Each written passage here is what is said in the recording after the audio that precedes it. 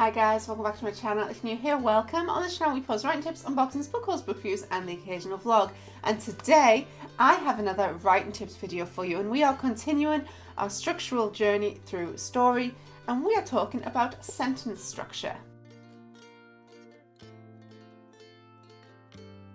In this video I'll give you guys my top 8 tips on writing great sentences, as well as general guidance on how to structure the sentences within your story. Before we get into that, don't forget, if you like what you see, to subscribe to this channel. You'll continue to support me a lot, so thank you guys so much.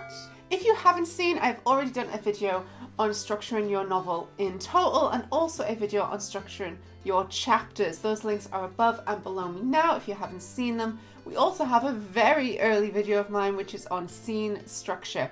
If you would like a video on discussing the differences between chapters and scenes, do comment down below and I'll make that one for you guys after. The first question you want to ask yourself when looking at your sentences is, who are you writing this book for? As I said in my chapter video, depending on the type of book you're writing and the audience you're writing for, makes a vast difference to how you structure each individual part of your novel. For example, in the last video we discussed the Guest Cat by Takashi Hiraide. This is Japanese literature. If you're writing a literary fiction, your sentences may be longer, they may be more prose and flowery. You want a reader to look at that sentence and possibly read it again every so often to look at how it's written, because that is part of the art of writing literature. It is about the overall story, but at the same time it's more about the design of the fiction. It's about how it is written and what that fiction brings to mind. On the other side of that scale, we have books such as A Deadly Education by Naomi Novik, which I also mentioned in my chapter structure video. This is a young adult fantasy fiction epic. This is a fast-paced life or death situation. So this does not want flowery prose, and if we're honest, if you haven't read this book, you should. The link's above now if you want to see my review on this. But even our main character, our protagonist in this book, is harsh and to the point, and that is what you want your writing to be also. This Naomi Novik is a fantastic writer. If you haven't read her work, I highly recommend, and she's a really lovely person. I have met her at Mr. B's Emporium in Bath. So lovely. Her work is written beautifully. It's just a different audience to literature. It's fast-paced, it's to the point. You don't need to be flowery, you need to get moving. Likewise, that is a young adult fiction. If you're writing for middle grade, such as Elizabeth Lim, A Raging Curse, or The Six Crimson Cranes, this is a younger audience. So unlike in Naomi Novik, you don't want swearing. You need to watch what you're writing. You also want it to be a bit safer. So in this book, also in the Morgan Crow series, which I have done reviews on by Jessica Townsend, those books always have a safety net. So in Six Crimson Cranes, she can return to the palace. There is food and safety there. In the Tales of Morgan Crow, there is the hotel. There's somewhere to return to. So although that is a story structure plot for middle grade fantasy, it's something you need in your sentences also. You need to watch what you're saying. These will also be to the point, but they will also not be as brutal. Note, if you read Naomi Novik, Deadly Education, it's quite brutal. As I said again, question 1, what kind of book are you going to write? Is it fast-paced? Is it literary? Is it romance? And then who and what age group are you writing that book for? These will all make a massive impact to how you structure and write your sentences. And now I'll give you guys my top 8 tips of what to think about or what to not do when writing sentences in your novel. Number 1, vary your sentence length. There's nothing worse than if a book has all sentences the same length. If you read books out loud, and I highly recommend reading your own book out loud or listening to it back through AI or asking someone to read it to you, you'll start to notice a rhythm to people's writings. Now in literary fiction, this can be literally thought about to the point of they make an exact beat for their work. Poets do this all the time. If you're writing general fiction, you may not think about it to that extent, but you don't want to have, say, 5-word sentences, 5 in a row constantly. You want to vary the length. This is something your beta readers will let you know when reading your work, but it's something you should be aware of also. They might not know why it seems to be droning on. Look at your sentence length.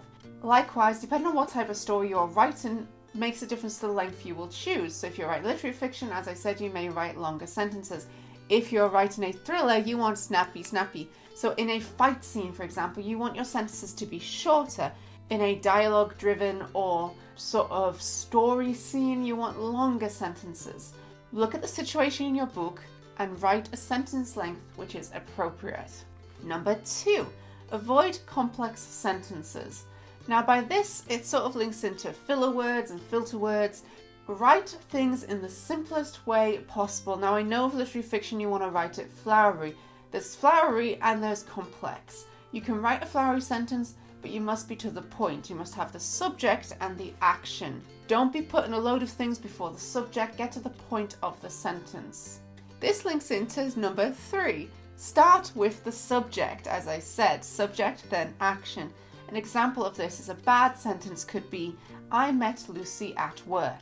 It's quite a long sentence. Now I know it doesn't seem much, but if you put this into a paragraph with loads of sentences like this, you're going to get tired as a reader. So you would change this to Lucy met me at work. So you start with the subject, who is Lucy, and then the action, which is met at work. This isn't a fantastic sentence, it's not about anything glamorous, but it shows the point. Subject, then action. Number 4, use the 5 senses. I have done a video on the 5 senses, that link is above and below me now, but you want to try to vary what you use. A lot of new writers generally get themselves stuck in always using sight. Not everyone can see. We also do take in more of the world by what we hear, what we feel, what we taste, and what we smell. It's not all about what we can see.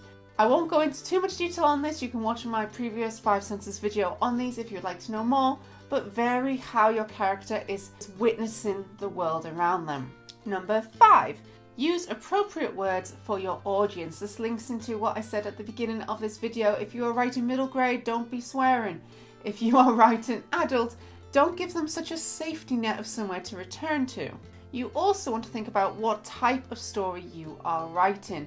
Is your story sad? Is it happy? Is it ultimately a romance, or is it heartbreak? Is it frightened? The emotion you want your story to convey changes how you write the sentence and what words you use within that sentence. So someone who is happy could wake up in the morning and see how bright the sunshine is. They have the breeze on their skin is awakening and enlivening. Whereas someone who is sad can wake up and be like, it's another day. I need to get through this so I can return to bed. Or the wind on the face is cold. The sun hurts their eyes. It's the same place, the same scene, but the person's personality or how you want this book to come across changes how you would describe it. Number 6, avoid filler words. I have also done a video on this, that link is above and below me now. Filler words are words that are not needed. These can be things like they ran quickly or they walked slowly. You can change this by saying they sprinted or they strolled or they meandered. You can change the speed they walk or move by the words that you use. You don't need that filler word in there.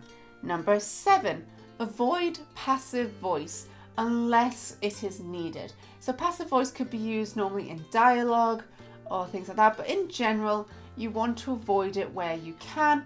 You want the subject to be doing the action. So a passive sentence would be, Toby was chased by Sam. We can change that to active by Sam chased Toby. The passive word is was in there. I have done another video on passive and active voice. Those links are below me now because I think I've run out of links to put above at this point.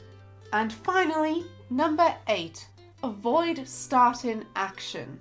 I don't mean avoid jumping into the action at the start of your sentence. I mean removing words such as began. An example is Mark began to laugh instead of Mark laughed. Avoid began. We don't need it.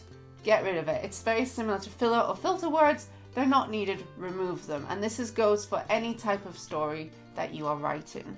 Future Robin here, because like with my chapter structure, I am fangirling hard over The Starless Sea by Erin Morgenstern because I found a fantastic version of a sentence done superbly that I wanted to share with you guys in the sentence structure video because it is just a really well thought out sentence.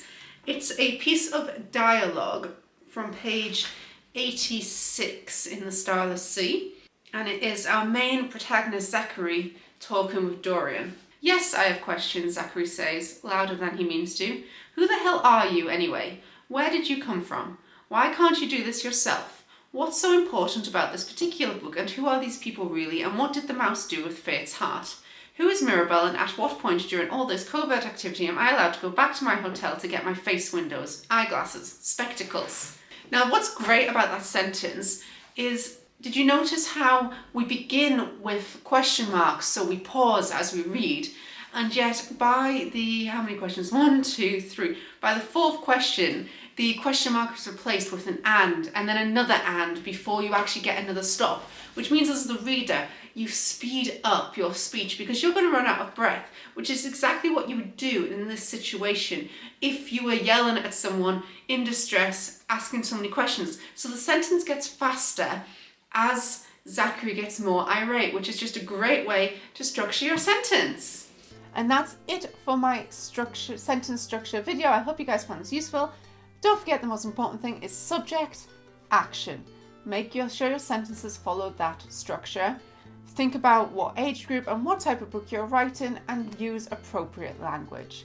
Thank you guys so much for watching. I hope you found this video useful. If you like what you see, don't forget to subscribe to this channel. If you'd like to see as soon as I upload, click that little bell down below. You can also follow me on Instagram, Facebook and Tumblr. I post bookish pictures as well as my writing tips and unboxings on there. And thanks for watching, guys. Bye!